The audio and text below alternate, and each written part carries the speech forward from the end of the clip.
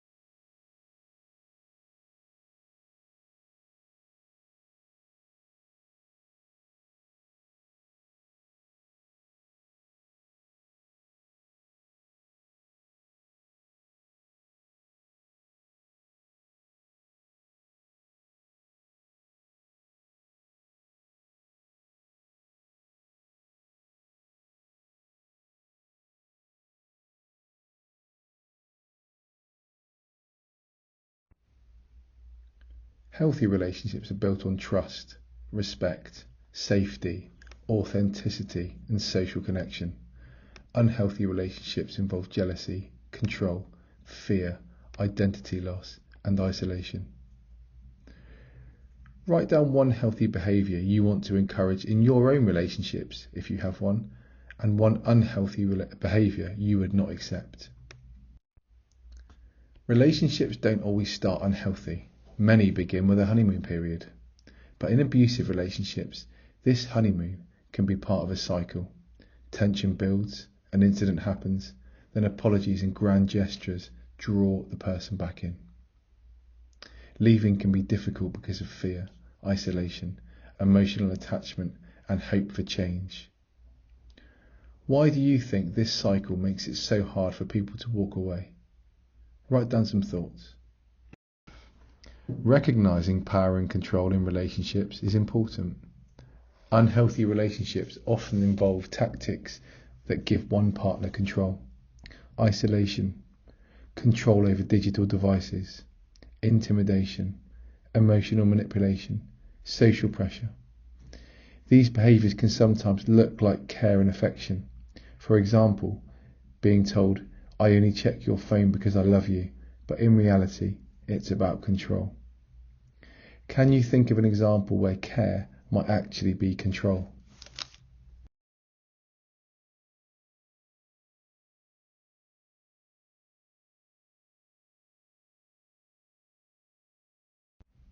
Read through the scenarios on the screen. For each one, ask which right is being taken away. In unhealthy relationships, people may lose their identity, feel constant worry, become isolated, and struggle with self-doubt. In healthy relationships, people grow, they feel secure, maintain social connections, and build confidence. Think about your own friendships and relationships. Do they help you grow, or do they hold you back?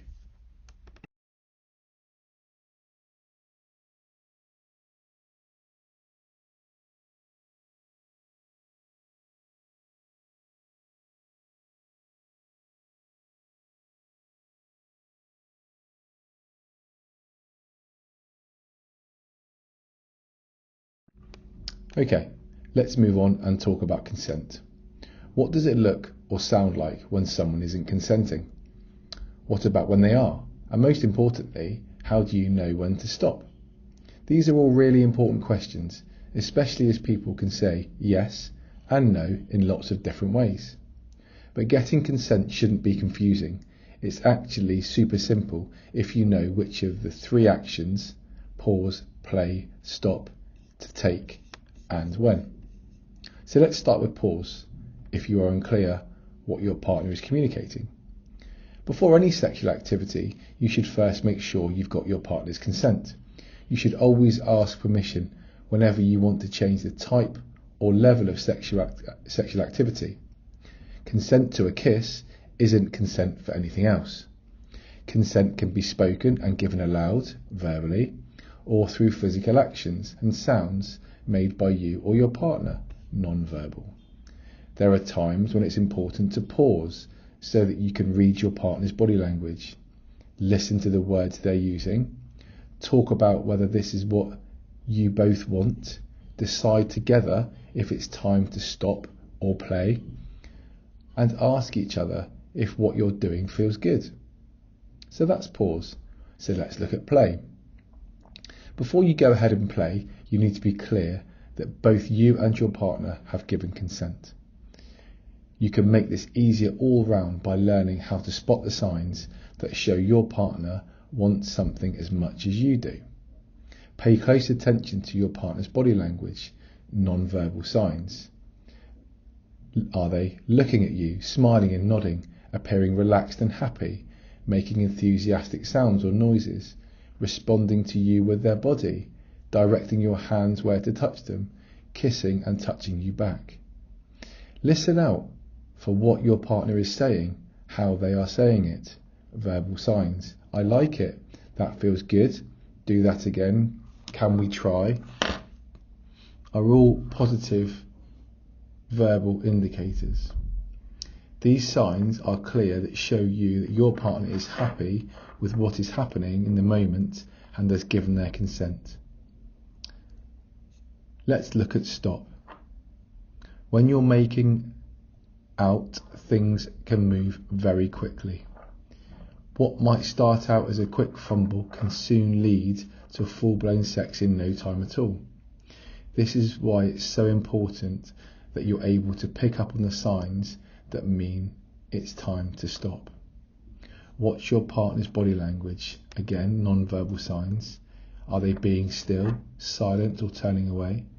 Not making eye contact? Shaking, flinching or crying? Have a rigid or tense body? Asleep, passing out or unresponsive? Confused, frozen or frightened facial expression? Incoherent or slurred speech? Pushing you away or turning away? These signs clearly show you that your partner wants whatever is happening to stop and hasn't given their consent. Whenever you see any of these signs, you must stop straight away. Why? Because any non-consensual sex or sexual activity is illegal. It's rape or sexual assault. Let's look at a really interesting acronym on the next slide named FRIES. On this slide, you'll see some key takeaways about consent using the FRIES acronym. But let's also talk about 5 key facts around consent. Fact number 1, asking for consent is sexy. Consensual sex needs real, confident, open communication. Asking for consent shows that you and your partner respect each other and both care about what you want. This, along with discovering what you enjoy doing together, can be super sexy indeed. Fact number 2, there's more than one way to say no. It's true that if someone says no, you must stop. But the absence of a no doesn't automatically mean yes. We can verbally say no, but we can also non-verbally say no in so many ways. I'm not sure, silence, or maybe later could all be examples of someone saying no. Fact number 3, drunk people can't consent. While sex after drink isn't always non-consensual, you should check whether the person can communicate clearly, are sober enough to know what's going on, and that they're fully conscious. If you're worried at all, it's always safer to wait for another time. Fact number 4, surprise sex acts aren't okay. Consenting to one thing doesn't mean you've consented to all the things. If you've given consent for vaginal sex, that doesn't mean you've consented to anal sex too.